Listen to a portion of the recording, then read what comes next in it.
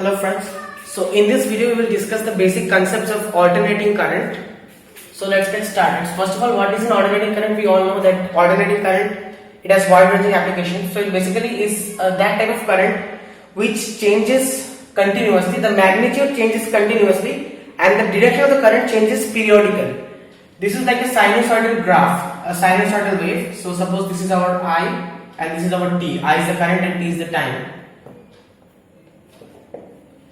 So the graph looks like this.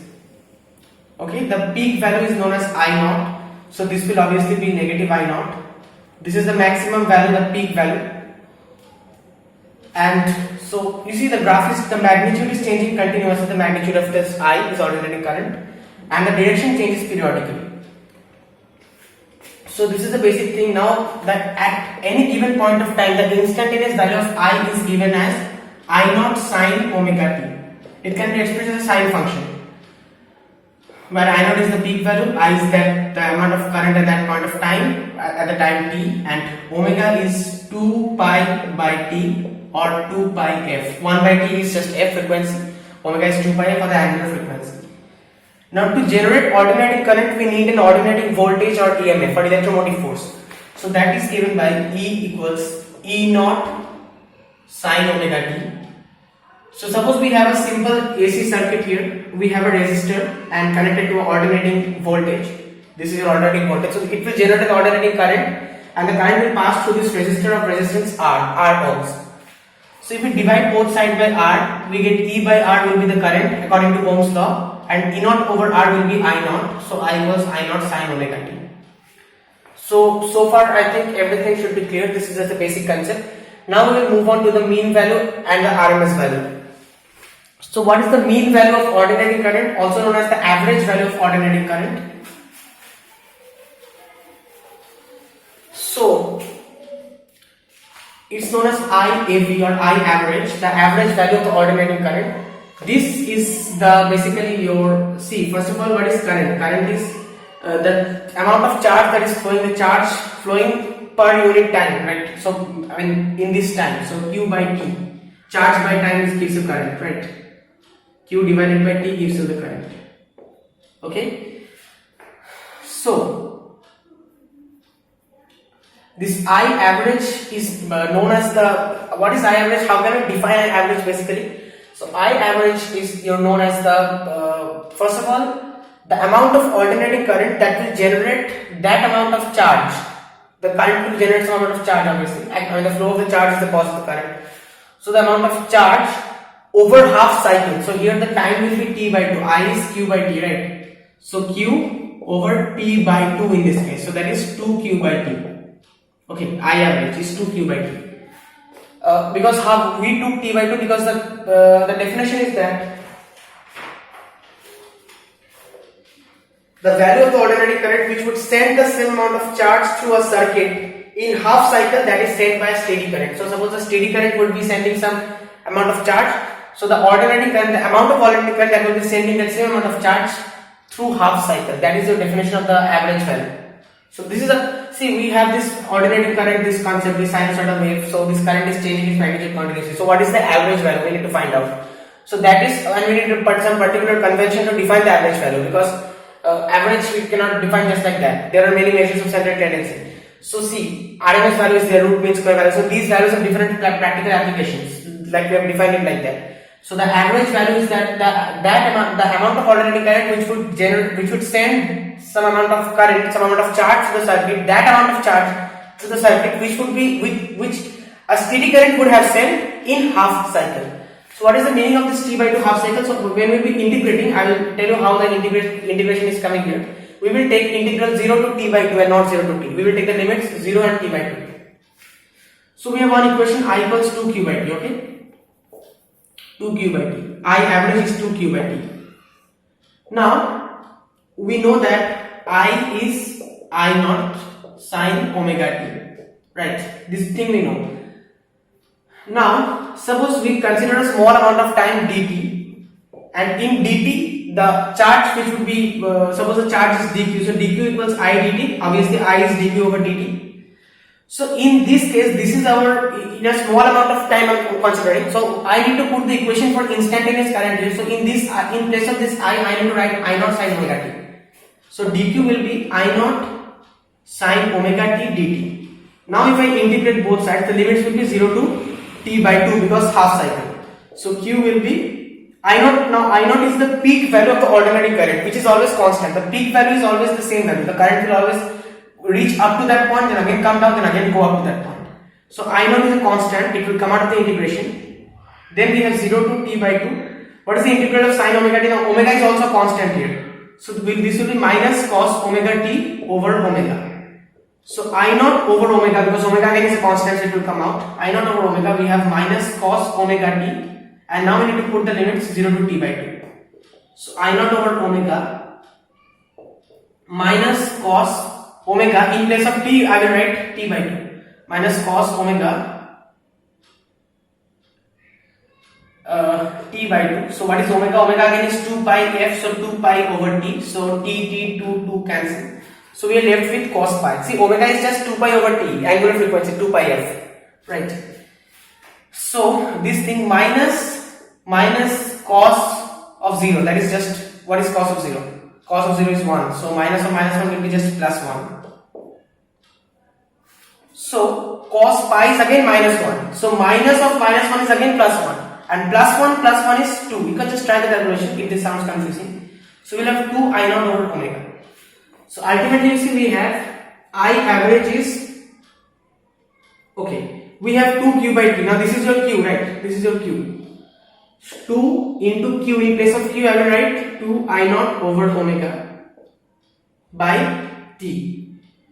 So 2 into 2 is 4 I naught over omega into t. Omega is 2 pi by t, and then t cancel.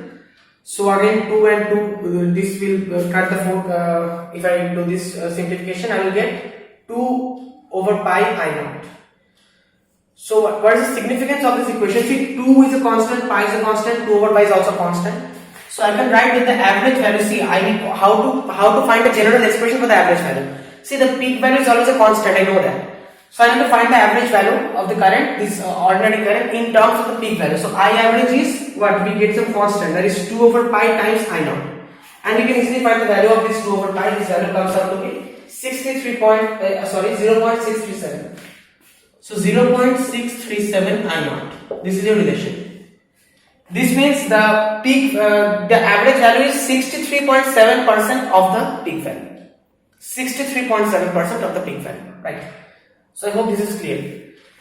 Now we are defining this average value over a half cycle. That is and we are using the concept of charge here. The amount of alternating current which would send that amount of charge through a half cycle, which would have been sent by the steady current in the same time. But to define, but for the RMS value is also known as the root mean square value. It's basically also known as virtual value, effective value, and many things here. So IRMS. So IRMS will be defined in a different way. How? RMS value is the amount of heat generated through a resistor by the alternating current. The alternating current will generate a heat through a resistor. We have the same circuit considered the resistor that we considered. So the amount of heat generated through the resistor by the alternating current in complete cycle. Here we will take in full cycle. In complete cycle, that would have been generated by a steady current in the same resistor, in the same cycle, in the same time. So what is the heat? We already know the formula. That's heat is H is. So suppose the total heat will be the total value IRMS value. H is I square RT. So H is IRMS squared R. The resistance is R. That's a constant. T. The time is T. Suppose let's take capital T. So here it's a full cycle. So when you will be integrating, we will use 0 to T, the limits. Okay. Now DH. DH will be what? I square R dt, right? So H, if we integrate both sides 0 to t, H will be what? Integration 0 to t, I is just I naught sin omega t, so I naught square sin square omega t R dt. Now I naught is a constant, I is also constant, so I naught square R will come out, integral 0 to t sin square omega t dt. Now this thing, whenever we have this sin square term, we need to remember that sin square theta is 1 minus cos 2 theta. So Yeah, I mean 2 sin square theta is 1 minus cos 2 theta. So first of all we need to divide this by 2 and multiply 2 here. Now we have 2 sin square omega t. So I naught square r over 2. Now we can write 0 to t 1 minus cos 2 omega t dt. Now you can just break this here. You see I naught square r over 2. First of all this will just be t I naught square rt over 2, and the rest will actually be 0, because you see what I am doing, minus I naught square r. I am just breaking this right. So I naught square r over 2 integration of cos omega. See, this will be sin 2 omega t over 2 omega. 2 omega is a constant, right? Sin 2 omega t over 2 omega, and I need to put the limits, right? But I need to put the limits obviously 0 to t. So yeah, sin 0 is 0, so sin 2 omega t over 2 omega. Now you see one thing, 2 omega is 2 pi f, so 2 into 2 pi f into t, so ft will just cancel each other out, so 4 pi. Now what is the value of sin 4 pi? It's just 0, because see, this is 0 degree, this is 90, this is 180, this is 270, this is again 0 or 360 I can say. So this is your pi, this is 2 pi, 3 pi, 4 pi, so this will go on, right? So this will come out to 0, So this entire term you just forget. So we have h is I naught square rt or by 2, and h is also I RMS square rt. So both of the values of h, so I RMS square rt must be equal to I naught squared rt by 2. And if you cancel the rt's, which means I RMS must be equal to, if I just take the square root on both sides, must be equal to 1 by root 2 into I naught. So here also I RMS is coming out to be some constant multiplied by I naught, the peak value, and in this case the constant is 1 by root 2, which is 0.707. So the RMS value is 70.7% the peak value. I hope it's clear up till here.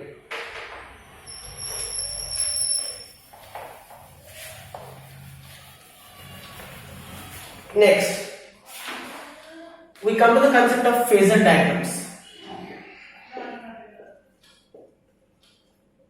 So what are phasor diagrams? Basically, see, in alternating current, see we have a sinusoidal wave, and you see this it is changing periodically, the direction and the magnitude is changing continuously. So suppose first of all, what is a phase? What do we mean by phase? The phasor, the word phasor is coming from phase. So suppose there is a phase difference. Suppose this is the graph of sine. So sine 0 is 0, so it is passing through the origin, right? But cos 0 is 1. So suppose this is your 1. So the graph of cos is somewhat like this. Sorry, it is somewhat like this. So there is a phase difference. You see, there is a phase difference. So if I can move this graph a bit towards the right, or maybe move this graph a bit towards the left, then they will superimpose on each other, because see, everything is same here. It is ranging from -1 to +1. Everything is same, except there is one graph is a little shifted sideways, horizontally shifted. So that is known as a phase difference. Now if we represent these graphs like rotating vectors, we have a rotating vector, suppose a vector which is rotating. Okay, so in that case we will get suppose in these two cases we will get two vectors with an angle between them, and that angle is called the phase angle. This difference is converted to an angle when we are considering rotating vectors. One vector is representing this sine, one vector is representing this cos. There is a difference between them, and that angle is called phase angle. So we can use the same concept for AC current. You see. So first of all, let's do a phasor diagram. See, the study of AC current is simplified if we represent AC alternating current, alternating EMF as rotating vectors, with the angle between the vectors is the phase difference between the alternating current and the EMF, and these vectors are called the phasors. Okay, so suppose we have an alternating voltage and a resistor here. So the simplest case is with the resistor, and we have an alternating voltage here. So this is your E and this is your R. So E is E naught sin omega t, obviously, because this is an alternating voltage, and I is I naught sin omega t. Now we will compare E and I. You see, both E and I are being described by this sin omega t function, and there is no phase difference. Both will be, see, a constant, and then we have sin omega t. Both will be sine graph, so there is no phase difference. So if I plot the graph, it will come out to be like this. Suppose this is, I am plotting the graph like this. So E will be this and I will be this. This is passing to the same point. Okay, I will be this. Okay. So you see, this is your I naught, the peak value. This is the peak value E naught.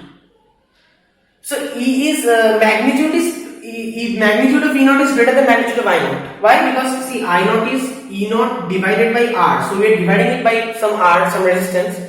So obviously this value will be smaller than E naught. This is common sense. But you see, when I naught is maximum at this point, and at the same point E naught is maximum. I naught is minimum at this point, at the same point E naught is minimum. So these graphs are moving. See, there is no phase difference. So they are all passing through. They are all at zero at the same point. So they are moving in phase. They are in phase with each other, right? That's the point. There is no phase difference. So this is the general representation. Now, if I want to draw phasor diagram for this case, what will I get is that, consider this plane. Now we need to draw the rotating vectors. So both the vectors, suppose this vector will be your I naught. And E naught, since the magnitude of E naught is a bit more than I naught, so this will be a bit larger vector. This is your E naught. So this vector here, this vector is your I naught, and this vector is your E naught. So see, what is the angle between them? They are both like this. So the angle between them is 0. You can see, suppose if it was like this, there was some angle. But in this case, the angle between them is 0. Right? So there is no phi, there is no phase difference in this case. And this angle is obviously your omega t. So these are rotating vectors, right? So how are they rotating? Basically, they are rotating like this. They are rotating in this manner. So these vectors are continuously rotating. So see, this is going up, the vectors are rotating like this. Then this is going down, the vectors are rotating like this. Again going up, rotating like this. Again going down, rotating like this. So you see, this is going on like this. Like one is going on like this, and this same thing I am representing in a simple manner like this. So these vectors are basically forming two circles like this, one here and one here. So they are rotating like this. And here. So this is omega t. So obviously this here will be I naught sine omega t, and this here will be this length I am talking about will be E naught sine omega t. Simple, right? This is your right angle triangle. This is your theta, and suppose this is your hypotenuse. Suppose let's say h. So what is this thing? So sine theta is, suppose this is a. So sine theta is a by h. So a will be h sine theta. Right. So same case here, the hypotenuse is only of these vectors I naught and E naught in this case. So that will be I naught sine theta. Here the angle is omega t. So I naught sine omega t and E naught sine omega t. Right. So can you make this diagram actually? I guess. Yeah. So basically, see, we have just two vectors like this. One vector is this, and one vector is the same angle, just superimposed, but a bit smaller, because this is the current vector is a bit smaller. You see this. It's going till here, it's going till here. And these vectors are rotating in this direction, anti-clockwise direction. That's a phasor diagram. This is the simplest case. This is for a purely resistive circuit. Only we have one resistive circuit, nothing else. Now for an inductor circuit, purely inductive circuit.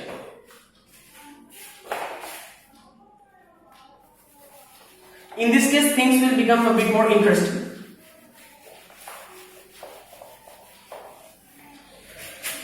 So E is your alternating voltage, so this will be E naught sine omega E. And here instead of resistor we have a inductor L. The symbol for the inductor is L. So now what is an inductor? What does it do? For that you need to learn electromagnetic inductance. Now that's again a separate topic, so I will not be able to discuss it here. So see, basically what happens, as current, see, due to this voltage there will be some alternate current in the circuit. Now as current is flowing, current is moving, the magnetic flux, the number of magnetic field lines, see, an electric current generates a magnetic field obviously. The number of magnetic field lines which is passing through this coil, the magnetic flux, it changes.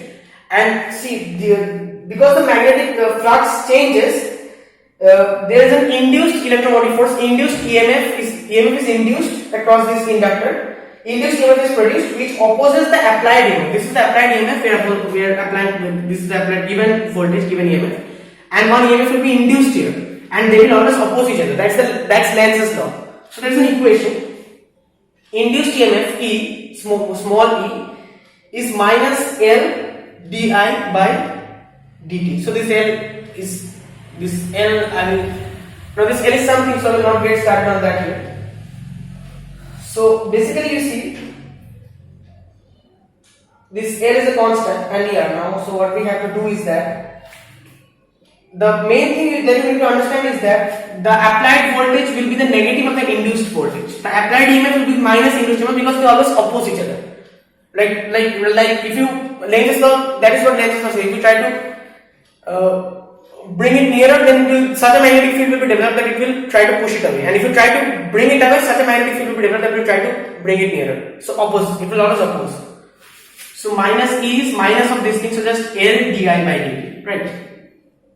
So this is your E, and E is also E naught sin omega t. So we just have to now we need to bring in the current. So see, L di by dt we have. So di is E over L dt. E over L dt. And this E is your E naught sin omega t dt over L. So now we can write, you understand one thing very nicely. Sorry, 1 omega will come down, right? Oh no, not now. Wait a second. Actually, for this you need the concept of, you need the concept of first of all you need to integrate. Okay, so if I integrate this thing, I will be here, E naught is a constant, L is a constant. So integral of sin omega t is what? Minus cos omega t dt, right? Integration of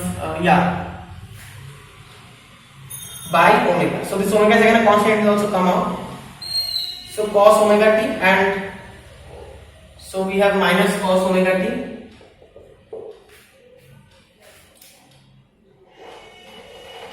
Now, so far I think it's clear.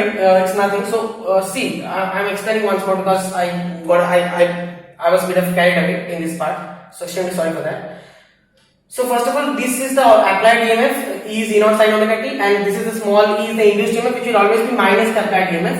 So from this we get capital E is L di dt. So if I integrate both sides, so di will be E over L dt. Now if I integrate them, then I get I. And this is E in place of E if I write E naught sin omega t, so I E naught over omega L minus cos omega t. Okay. Now minus cos omega t, we always need to represent this in terms of sine. So how to do that? First of all, see cos theta is what? Sine 90 minus theta. Understand this very nicely. Cos theta is sine 90 minus theta. Minus cos theta is minus sine 90 minus theta. See, cos of minus theta is not minus cos theta. Cos of minus theta is only cos theta. Okay, you need to remember these things. So cos theta is, can you see this part? Yeah. So cos theta is sine 90 minus theta, and minus cos theta is minus sine 90 minus theta. But you remember one thing, that sine of minus theta is minus sine theta. So minus sine of 90 minus theta can also be written as sine of minus 90 minus theta, or sine of theta minus 90. So minus cos theta is sine of theta minus 90. I got one relation. So we have minus cos omega t. So this can be written as E naught over omega L. Sine of theta, here theta is omega t. Omega t minus 90 is pi by 2. So this part I hope you followed. So we get I is,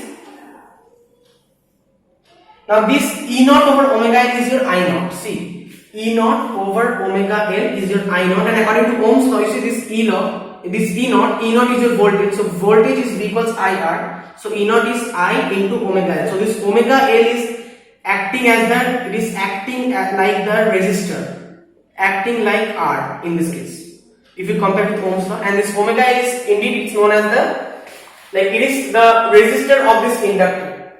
This is known as inductive reactance. To use the technical word, it's known as inductive reactance. That's the opposing nature of the inductor to the flow of the ordinary current. So this R in this case is equivalent to omega into L, inductive reactance, and it's actually known as XL. You can write it like this, XL. This is omega L, And see, for omega is the angular frequency. So for DC current, direct current, omega is 0. So for DC current, there will be no inductive reaction, no resistance in that case, because omega is becoming 0, so this entire thing is becoming 0. So we follow this, but now E naught of omega I can write I naught. So what is the final equation I am getting? I is not I naught sin omega t. I is I naught sin omega t minus pi by 2. So there is a phase difference in this case. In this case, the diagram will be a bit more interesting, you see. See, or let me just write like this, E naught over omega L sin omega t, just to keep things simple. Because see, we are comparing I and E, right? We are comparing I and E. So let's try to simplify this thing a bit, okay? Just to show you what we are actually doing. So what is sine of A minus B? That is sine A cos B minus cos A sin B, right? So sine of omega t minus pi by 2 is your what? Sine omega t cos pi by 2. What is cos pi by 2? Pi by 2 is 90. Cos 90 is 0. So 0, forget it. So minus cos omega t into 1. So obviously we will get minus cos omega t, because initially there was cos omega t. So this is not going to be of any help, sorry. But see, what I'm trying to make you, what I'm like trying to make you understand is that, see, this current in this case, you see, is lagging behind. Current is lagging behind, because see, for current, for E, see, one we have E naught sin omega t. Forget this E is E naught sin omega t, okay, and we need to compare E and I, right? So E is E naught sin omega t, I is E naught over omega L sin omega t minus pi by 2. So this is a constant, this is a constant. Now how will this constant, why does this constant matter? So if this is a, suppose if this is a constant, suppose we have a constant A here, and if B is a bigger constant, the graph will just be like this. Like in the previous case, there will be no phase difference. Now here we are interested in the phase difference, so we can just ignore the constants. These two constants are not same. One is E naught and one is E naught over omega L. But forget it, that doesn't matter. We don't need to look at the constant. We are trying to look at the phase difference. Now this is a sine function, this is a sine function. Fine. Here the angle is omega t, here the angle is omega t minus pi by 2. There is a difference. In now here, this is where things get interesting. So which is more? See, omega t is obviously greater than omega t minus pi by 2. So E is forward, like E is exceeding I. E is more, like, right, E is exceeding I by pi by 2. What is the difference between the angle? The difference is pi by 2. So that means you see the graph will be like this. See, E is more forward. E is more forward than I. So E will be like this. And one thing, sorry, I shouldn't draw like this. Okay, give me a second. Suppose this is E I drew first of all. First of all, just draw this structure E. So this is your E now. E naught is always greater than E naught over omega L. So this will, so the current diagram will also be a bit, this thing will be a bit shorter, right? And it will also like not start from the origin. I mean, they will not be in the same phase. So it will be like this, sort of like this. You see, this thing is a bit ahead of this thing, right? So I mean, this thing is starting from here, and this thing is a bit lagging behind, sort of. I think you get the idea. So this is your E, this is your E, and this is your I. So I is lagging behind than E. E is forward. See, E is omega t and I is omega t minus pi by 2. Consider this angle. This constant is already told you, the constant will only determine these things, nothing else, the amplitude rather. So this is the thing. Now if we try to draw the phasor diagram, the phasor diagram, we are doing this phasor diagram only to simplify things. So obviously the phasor diagram will be a lot simpler. So this will be your E vector and this will be your I vector. See, how I drew the diagram, you see. First of all, I is shorter than E. The length is shorter. Why? Because obviously due to the constant, due to the amplitude. Next thing is that you see, we always consider this direction to be the forward direction. So this is E is forward than I, and by how much? By pi by 2. This angle is pi by 2. So E is forward than I by pi by 2. Okay. So this angle is your omega t, And what is this angle? You see, this is your omega t till here. Now you are coming pi by 2 downward, I mean in the clockwise direction. So this will be omega t minus pi by 2. And if I just draw the triangle like this, okay, so this angle is omega t minus pi by 2, this is your triangle, this is your I. So this length will be I naught sine omega t minus pi by 2. And this I naught is your this E naught over omega. And this length similarly will be just sine omega t, E naught sine omega t. Because this is E, sorry. Yeah. Actually see, this is E naught and this is I naught, if we say. This is E naught and this, we are doing for E and I, so this is E naught and this is I naught, so this is E naught sine omega t we can write, if this is omega t and this is sine, and this is I naught sine omega t minus pi by 2. So this is the basic concept, the relation between the peak value of E and see, if we know E naught, I naught, we know EI, because RMS value, average value we already find out. We can find the average, I mean we can find the average values, right? So this is the phasor diagram. See how it looks like? It looks like this. One is like this and one is like this. So this is lagging behind by 90 degrees. Okay, and it is rotating like this. Both are rotating, but there is a difference. They are rotating like this. Okay, like this is here and this is here. So there is a 90 degree angle difference, and they are rotating like this. This angle will never change. It's not like they will rotate at the same rate. Okay. Okay.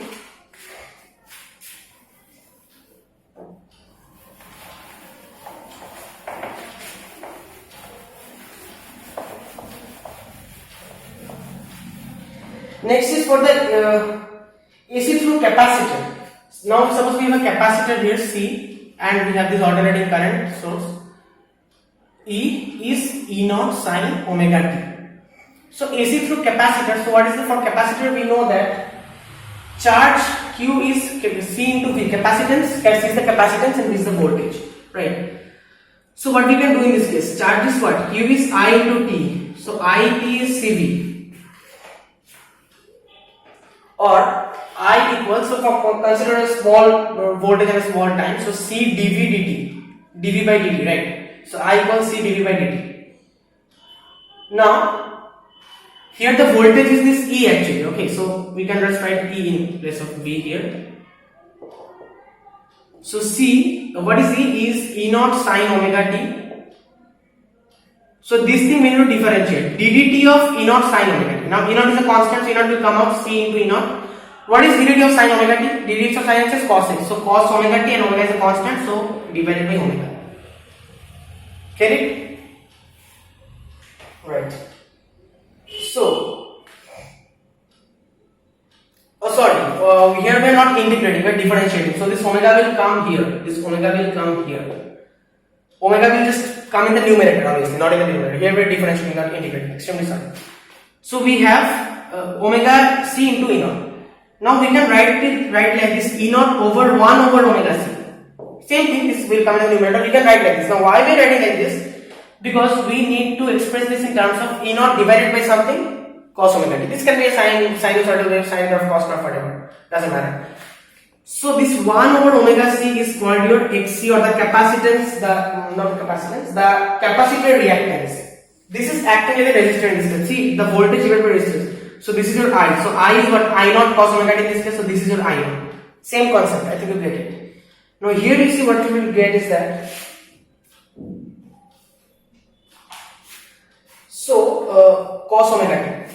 Now we know that cos theta can be written as sin 90 plus theta. Obviously, just check it. Sin A plus B is what? Sin A cos B. So sin 90 cos theta plus cos A sin B. Cos 90 sin theta. Cos 90 is 0. Forget this term.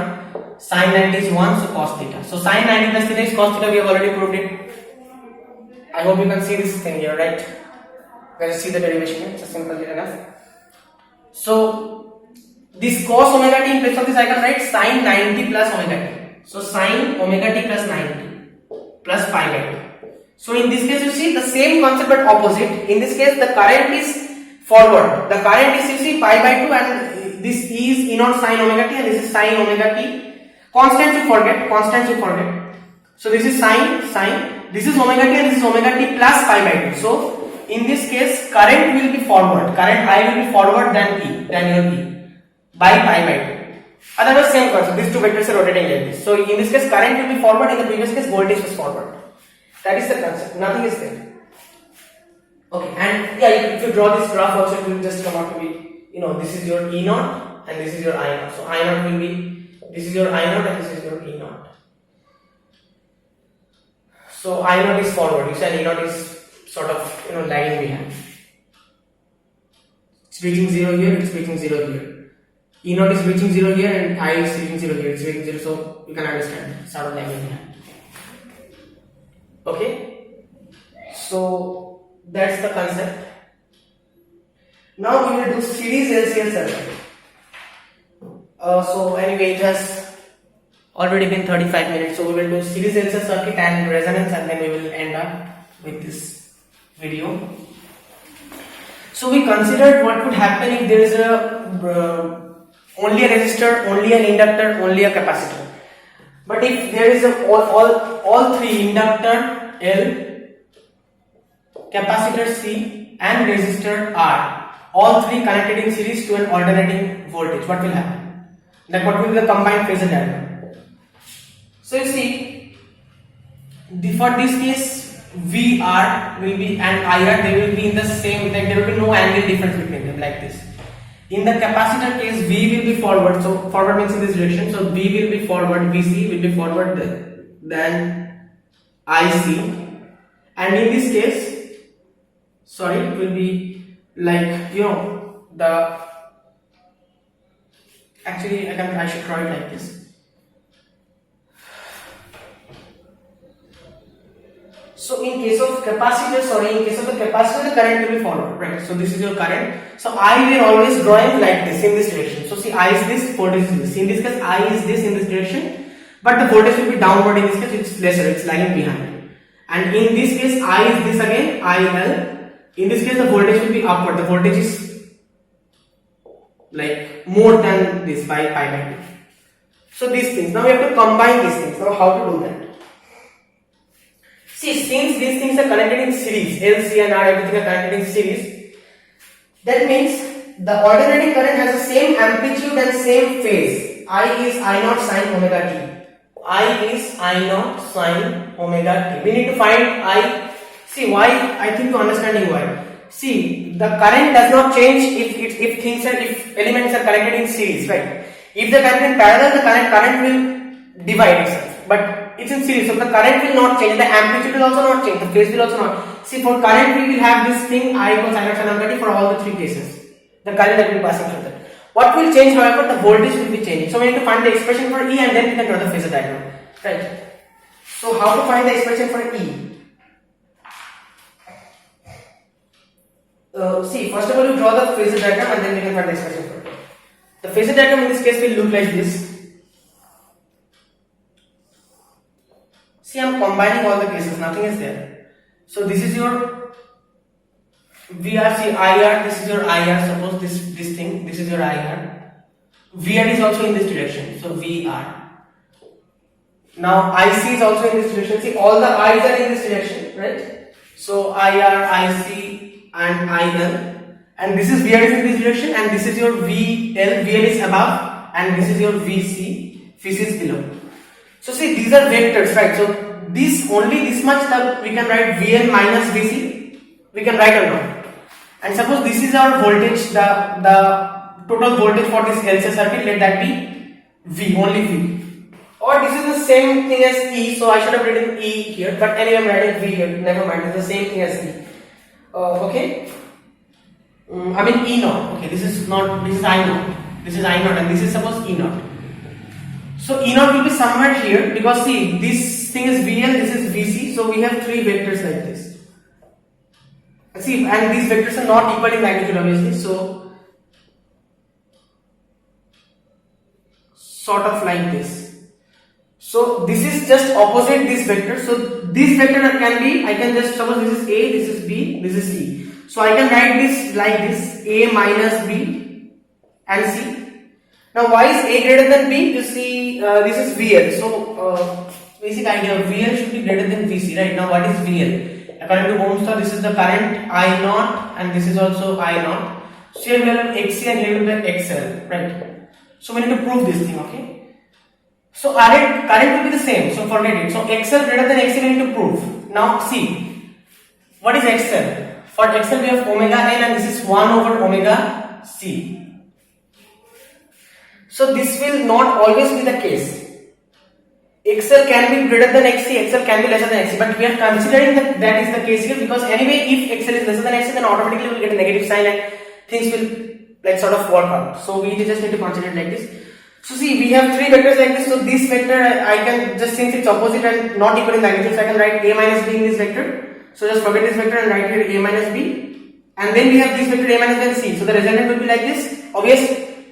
So this is our resultant E naught. Now what it will be this E naught? So we know this and we know this. So we need to find out this. Pythagoras theorem. So E naught will be under root of this squared VR squared plus this is VL minus LC, VL minus VC, VL minus VC whole squared. Right. So E naught will be what?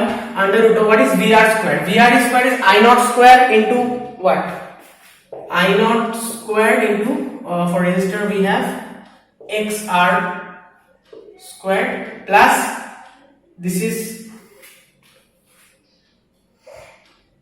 actually say we can take the I naught common and we can I naught square common, so this will ultimately will get I naught square will come out of the bracket and you will get R squared plus XL minus XC squared, R squared plus XL minus XC whole squared, right?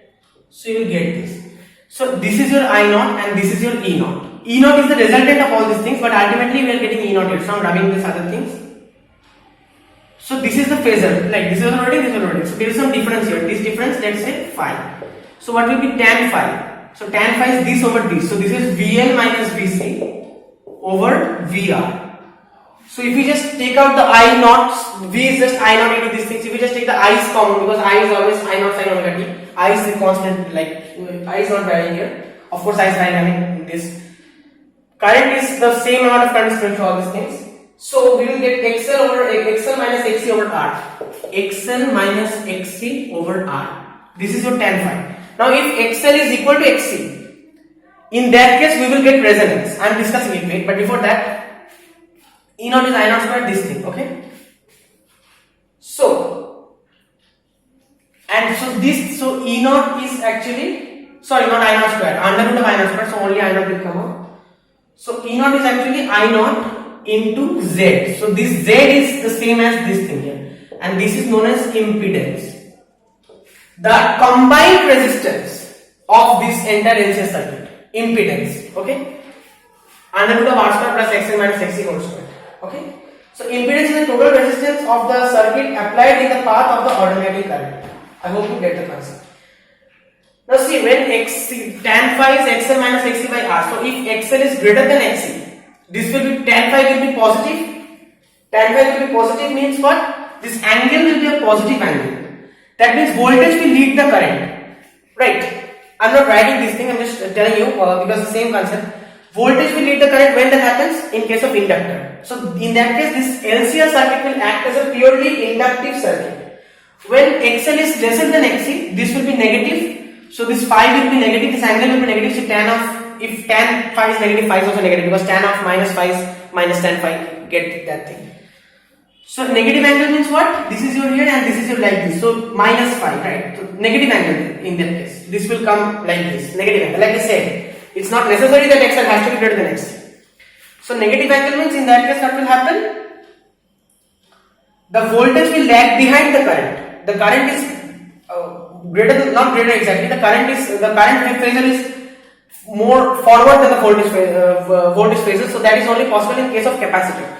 So in that case, this circuit, LC circuit, will act only as a purely capacitive circuit. And if XL is equal to XC, we get something interesting. In that case, XL minus XC will become 0, so tan phi will become 0, which indicates phi will also become 0. That means there will be, this angle will become 0. That means I naught and E naught will be in the, like I naught and E naught, they will be in the same, like there will be no angle difference between them. So in a series LC circuit, when the phi between the voltage and the current becomes 0, then we get a resonant circuit. This is called resonance. We get a resonant circuit in that case. So one last thing before we end this video.